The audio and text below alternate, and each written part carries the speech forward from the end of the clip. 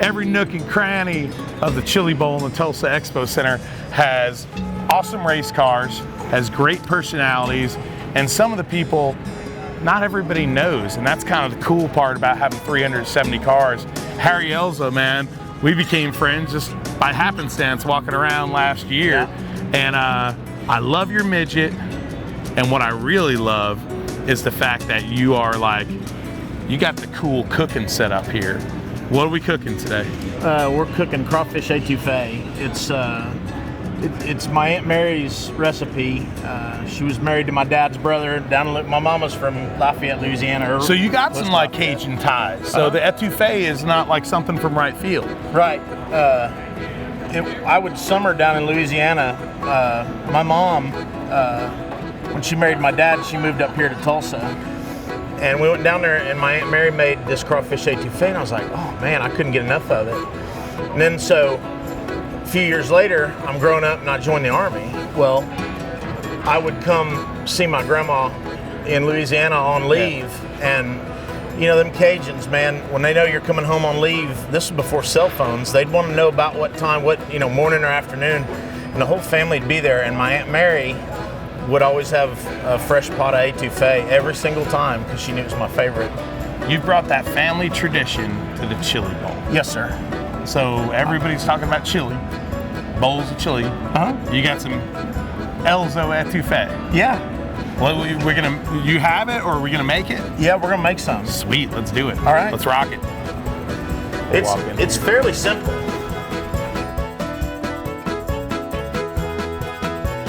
Man, you got your hot plate set up right here. Oh yeah. Look at this. We're high tech around here, and we're real clean. I cleaned everything off with carburetor cleaner before we got started. Yeah, I mean, clearly brake clean works great on the. Brake clean's good. Yeah. It could actually be a. You know how you use cucumbers to cleanse your palate? Yeah. Brake clean. Brake clean to cleanse. Yeah. Brake clean actually can cure a lot of things too. I would think. It's medicinal. It's got to, the way it burns. Okay, we start off with some green onions. All right. Diced up. I already did that at the house. Oh, look at that. So you got pre-done bags. You are smarter than the average bear. Well, I knew we'd be on a time crunch. Hey, man, time crunch because this is your prelim night, man. It is. So we're cooking étouffée as the precursor to him getting in a midget and racing at the Tulsa Expo Center. Well, the midget's ready. We got everything ready yesterday. So I'm gonna get these onions going. Turn the heat up. We're gonna put a little butter, just a little bit of butter. Just not a little much. bit of butter. Not much. We got to conserve here. We're all about health here at the Chili Bowl. That's right. I'm gonna make that into a roux. We're gonna get the vegetables going. Oh. And I just happened to grab peas and carrots. I'm gonna do some green beans with it. You can use almost any vegetables. I've done it with okra before, and it was sensational. You need me to open anything? A can opener? Yeah. Open that here in a minute. But actually, I'm forgetting. We need to put butter in the pot as well. I mean, just a little bit. Just a little bit. Just a couple of pats of butter. Because we don't want any overweight drivers here at the Chili Bowl. No, because I mean, midget racing is for small men. Right, yeah. Small guys like me. Yeah. And so, look at that. Look at that. Stir that around in the pot right there. Yeah, we're gonna get that going. Here, give me a little cut. I like peas and carrots. You know why I want the cut, by the way? Because I don't want the bag to explode, and then all of a sudden there's like 300 peas and carrots all over strung across your pit. So peas and carrots go in there. All right, we're starting to get a little heat in here, so that's a good thing. Oh, a little canned green beans right there. Green beans. Look at this. Look how colorful that is, buddy. Oh, yeah. We do a can of cream of celery. Yep. You got this. Oh, yeah. Cream of mushroom, I'm assuming, correct? Looking at it? Oh, yes. Cream of mushroom. Yes. Such good flavor.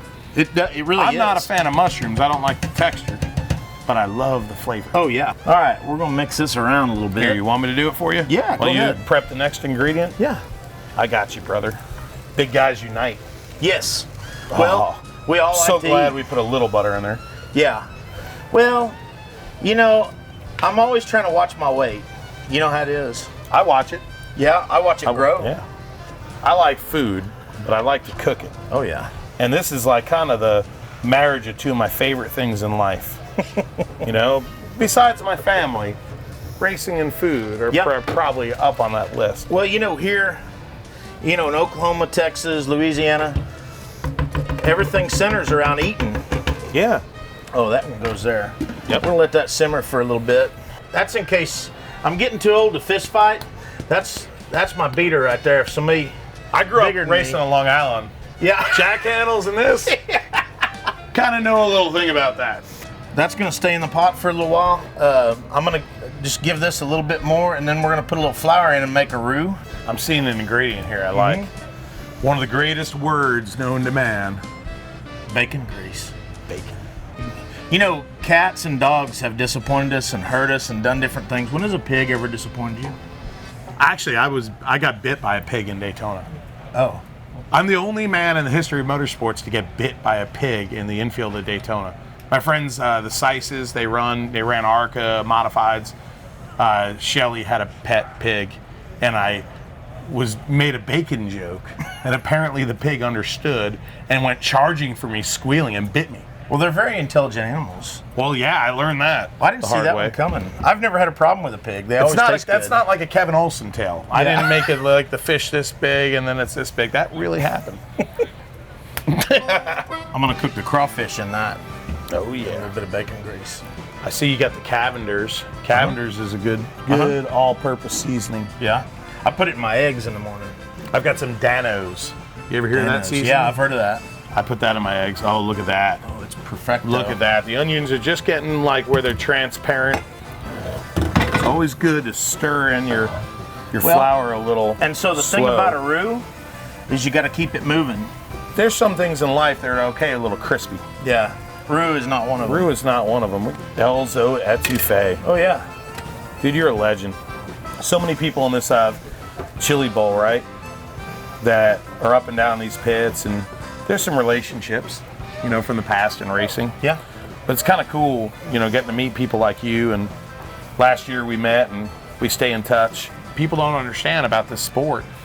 You make friends in this sport, and they become lifelong friends. Yeah, the best people in the world I know are racers usually. Yep.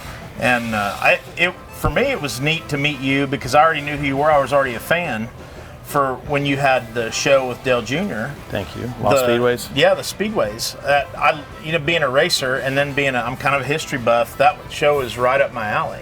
Yeah. You know, I was sitting in practice. It was my first midget race, first Chili Bowl a year ago, and I was sitting in the staging area about to go out to practice. And I seen you walk in the building. I'm like, oh, there's Dillner. I gotta go up and say hi to him and tell him I like his show. You know, man. In just a little while longer, we're exchanging numbers, and yeah, a year later, we're making Étouffée. We're making Étouffée.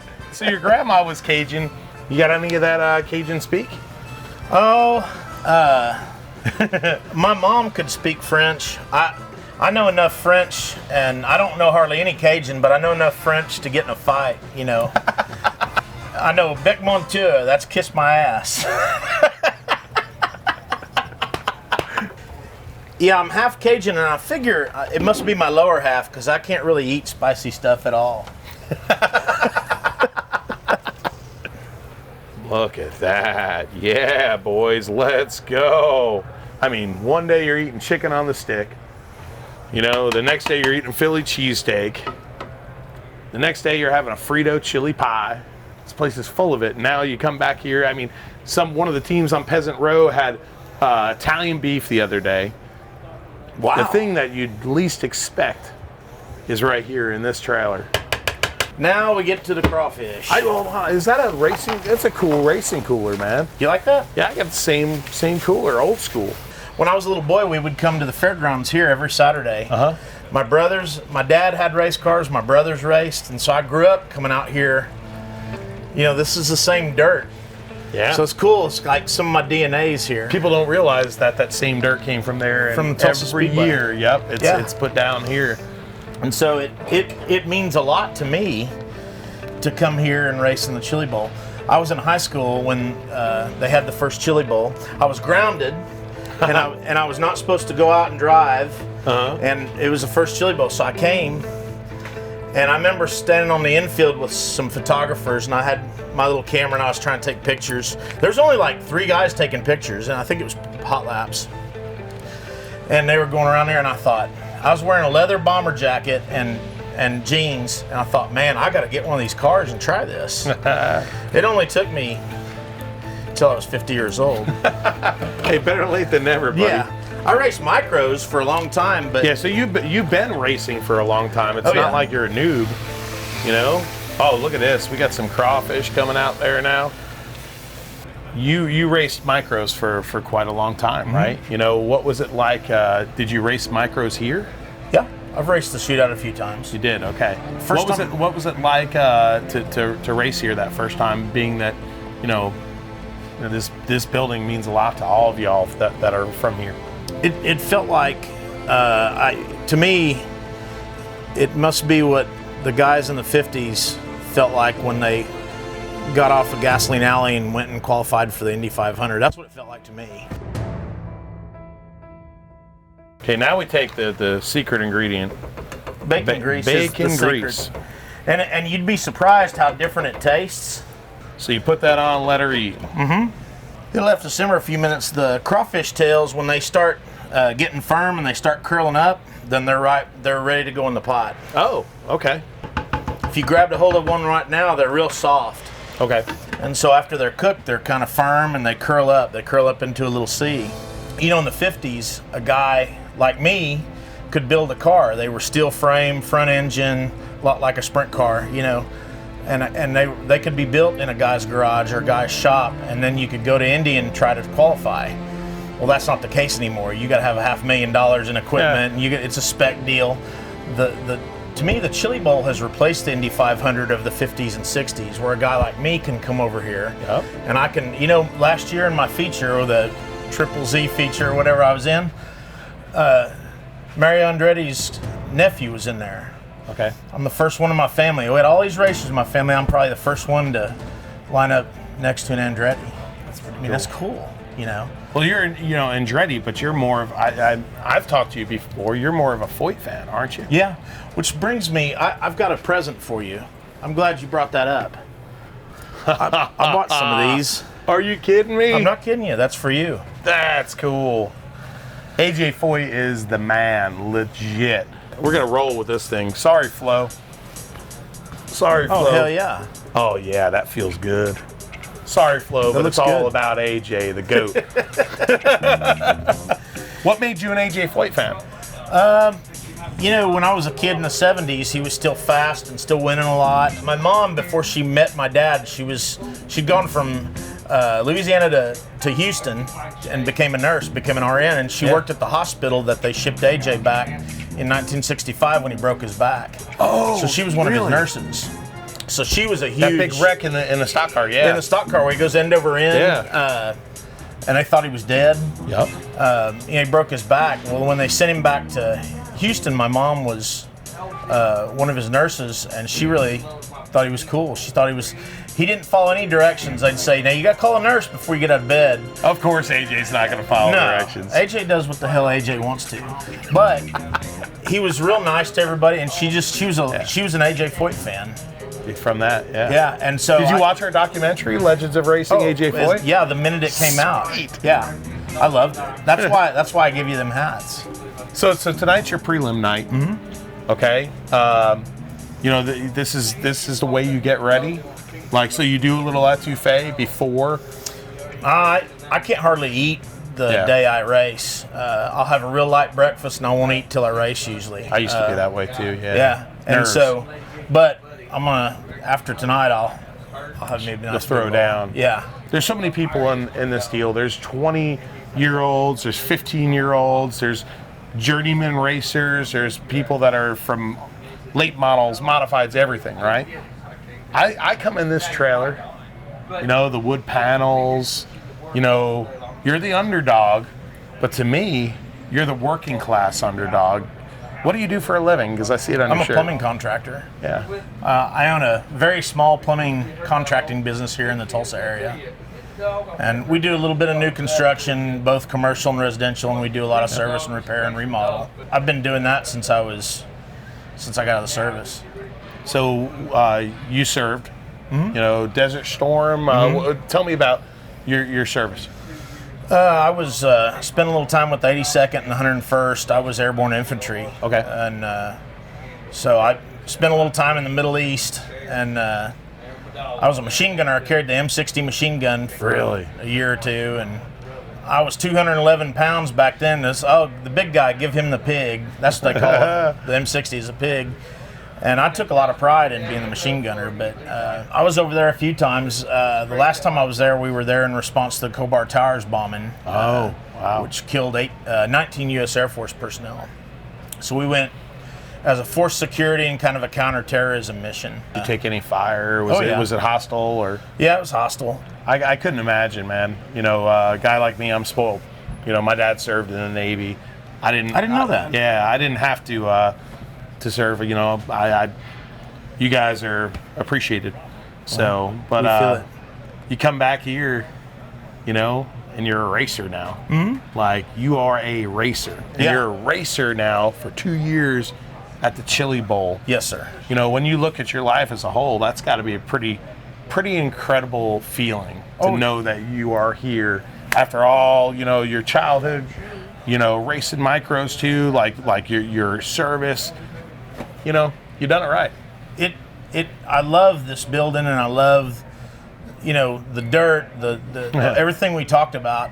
You know, my dad was going to races here in the 30s and 40s and 50s. Across the parking lot, yeah. Yeah, and so it means a lot to be able to come here. You know, by the time I was old enough to drive anything, Tulsa Speedway had moved. Yep. And so it really means a lot to come here and be in this building. It's the greatest midget race in the world, and it's right here in my backyard. How can I not run it, you know?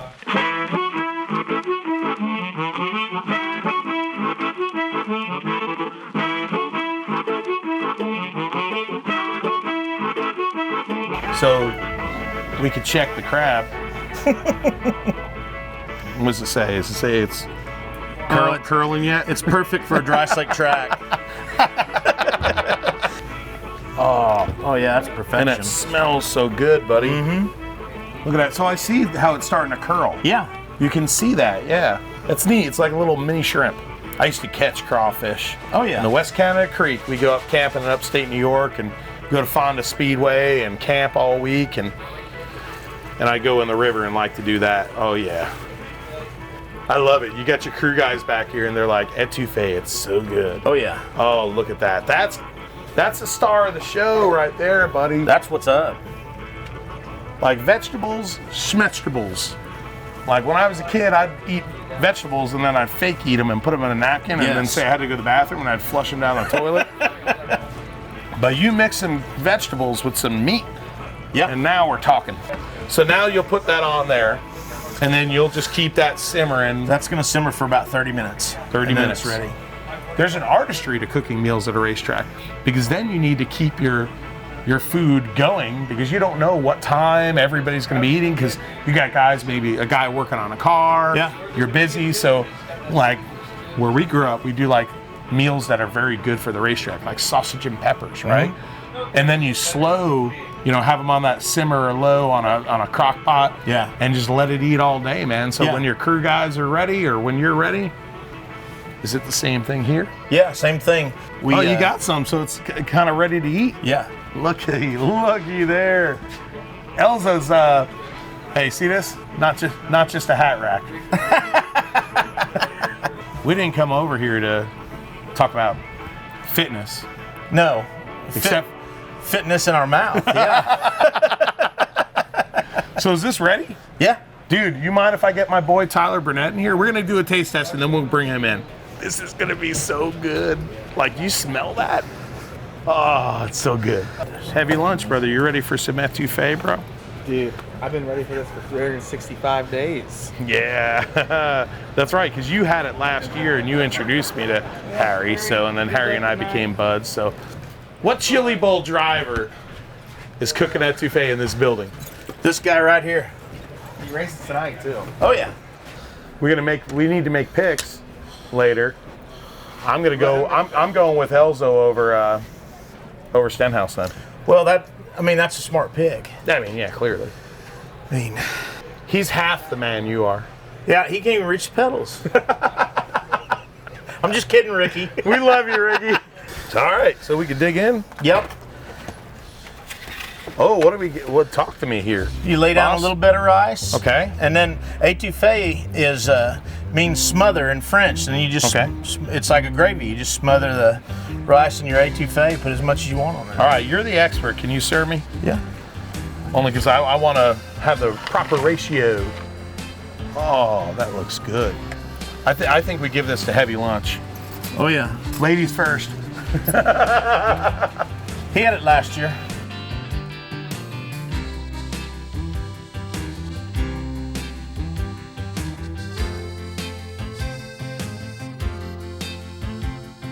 Okay, I'm gonna take my first bite here, Will.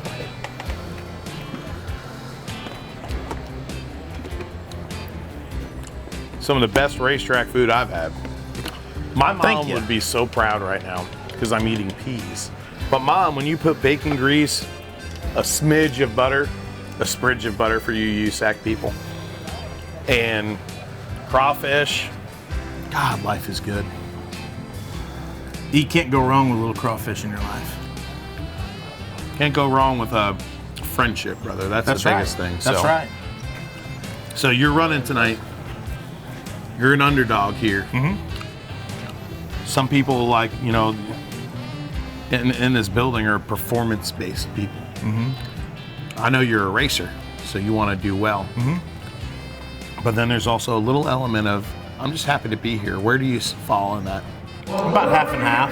Yeah. I mean, you know, who shows up to run second, obviously, but I'm realistic enough to know that, you know, You're not a big money team, dude. no, not like I'm not. I'm probably, besides Robert Bell, I've spent the least amount of money on my car.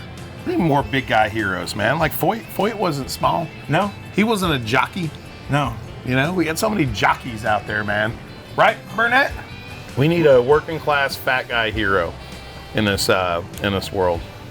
And right now at the Chili Bowl, brother, you're that for me. Thank you.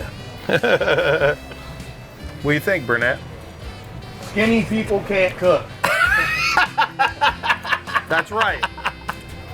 Trust a fat guy. You listen to me and you listen to Burnett when it comes to food, or Elzo right here. But man, I appreciate you so much. I appreciate Thanks for the hat. Thanks Sure. for the food. Thanks for the friendship. Same. And thanks for the Elzo Étouffée.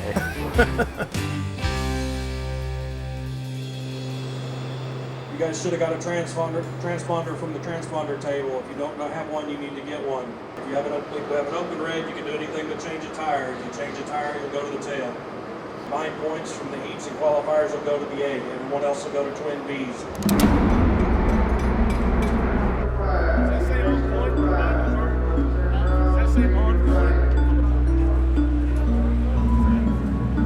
You're in the bird, you're hooked up, we're waiting on green light. Heat race number 6. Heat race number 6.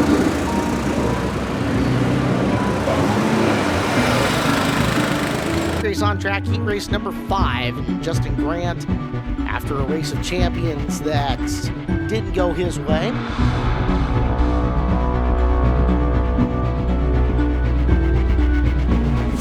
Lights are out. Coming back to the green flag. Heat race number 5 is underway. Grant doing everything he can not to jump that stunt. Oh, He got whoa, an big time. advantage, That looked- yeah, that's big time. Oh, wow. Knocked the hood off. As safety crews out to attend. That was your pole sitter, Harry Elzo, out of Coweta, Oklahoma, who took that ride over in return.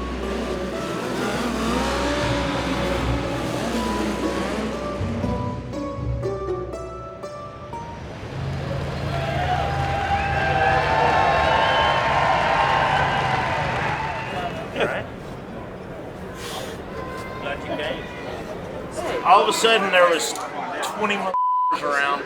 Are you okay? Are you okay? Yeah, I'm all right. Well, just take your time. I want to get up. I want to get out of this thing. No, just take your time.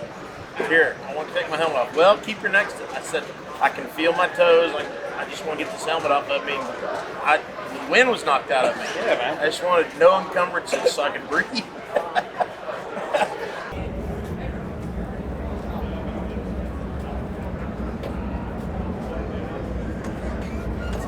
Yeah, but I seen the arm go over like this, and I was like, oh.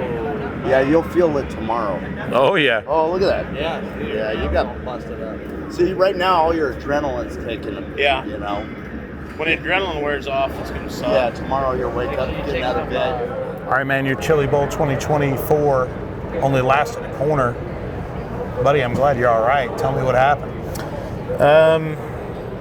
We took the green and went down the first turn, and my left side of my car got up on the berm a little bit, and I went to get out of the gas, and all of a sudden the top of my foot was trying to pull the pedal up. The throttle hung up.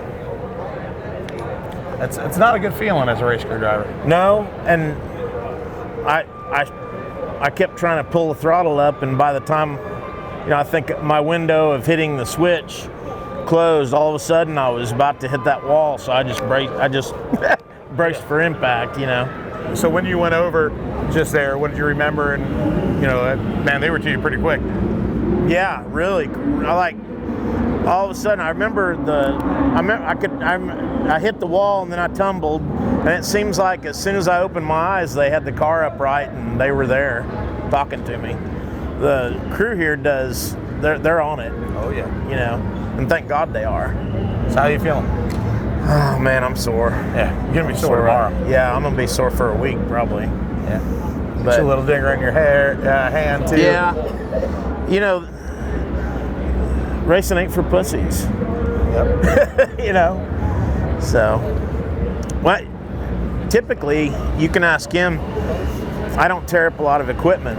I'm pretty easy on equipment, so this wasn't even on my radar of possibilities. Maybe knocking down a front end or something, or tearing up some Nerf bars, but not a whole car.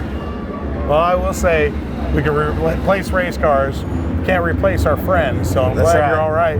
And in typical Elzo fashion, everybody's so concerned about him. What's the first thing he says? Well, guys, there's some Étouffée there if you want it. Yeah, we don't want it to go to waste, You got a good heart, brother. Thank you.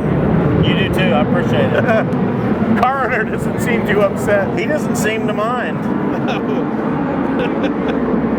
He's probably looking for a new driver to hire.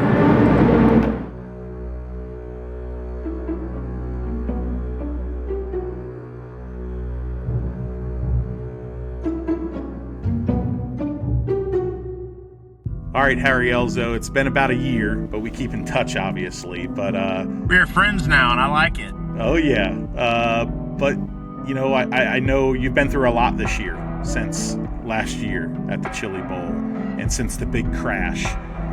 Tell us what's been going on, because I know it's got to hurt your heart. I know you're not coming to the Chili Bowl this year as a racer.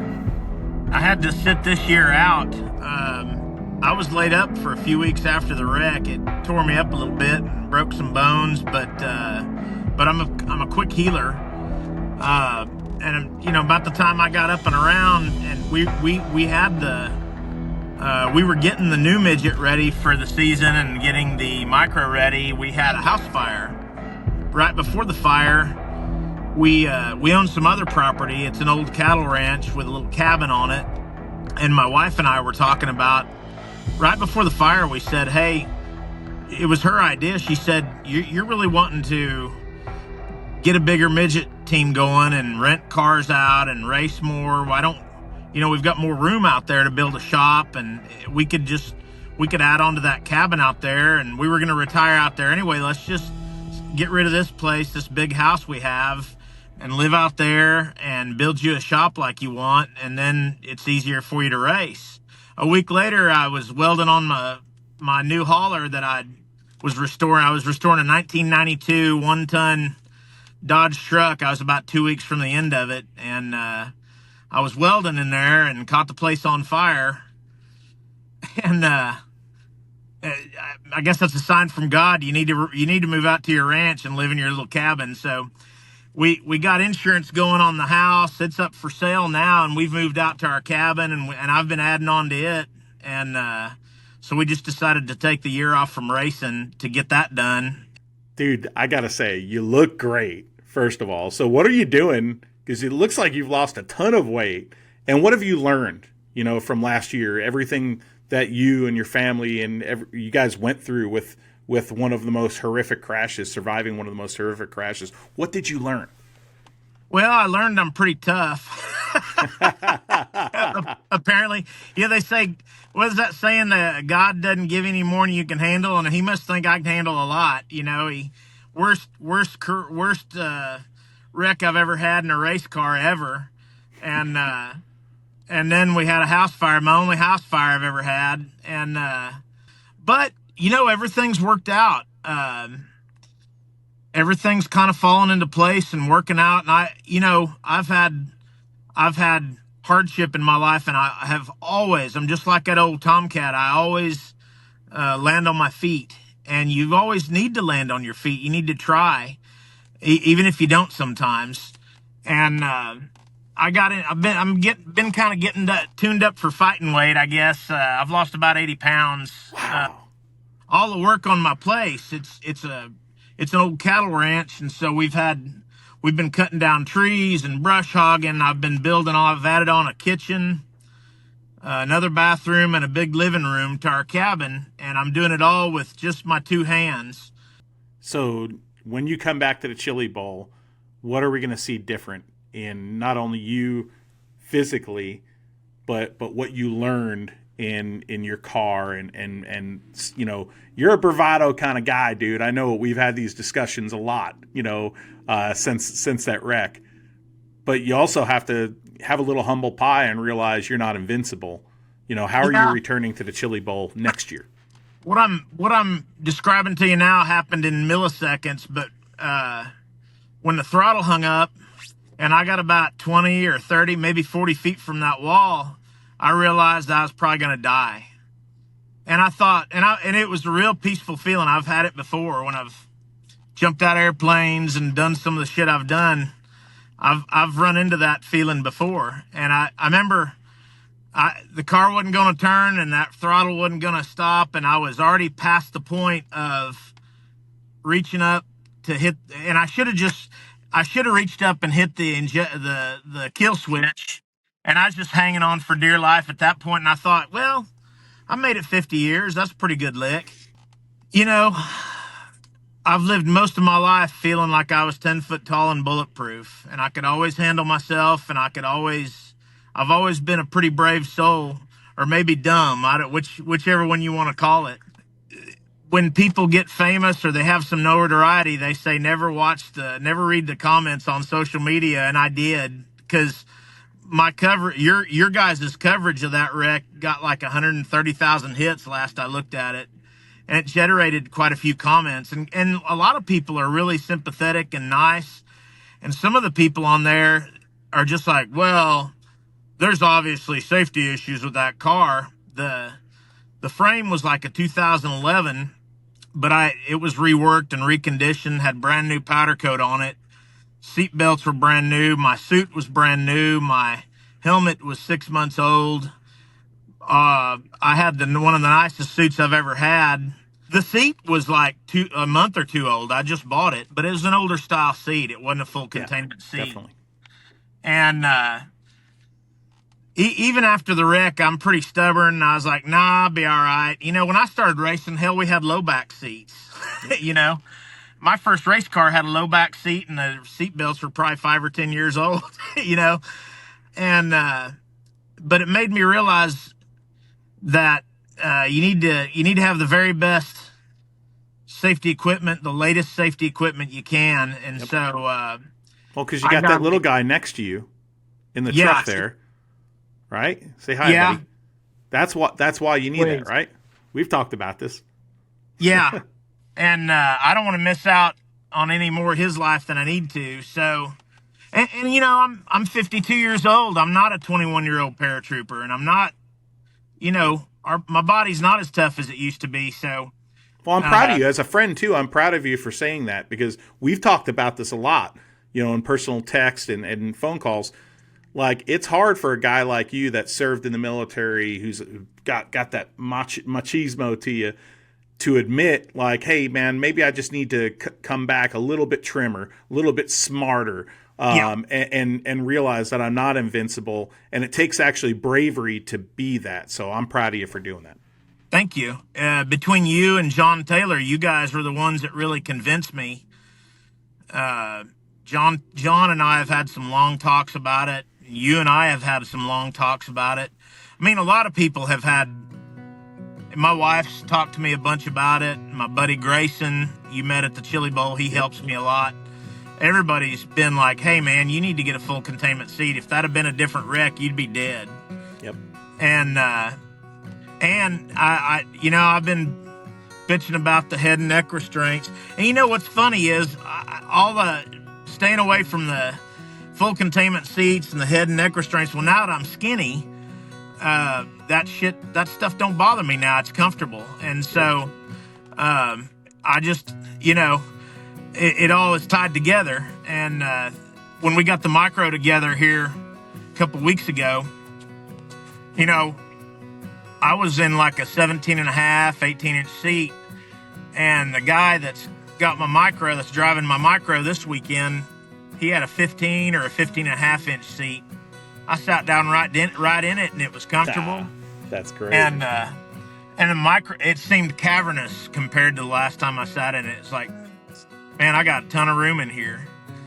And so full containment seat, it was comfortable. And I'm like, man, I didn't know these things were this comfortable. And John was like, we've been telling you, dude. And if you want to keep going, you got to change with the times.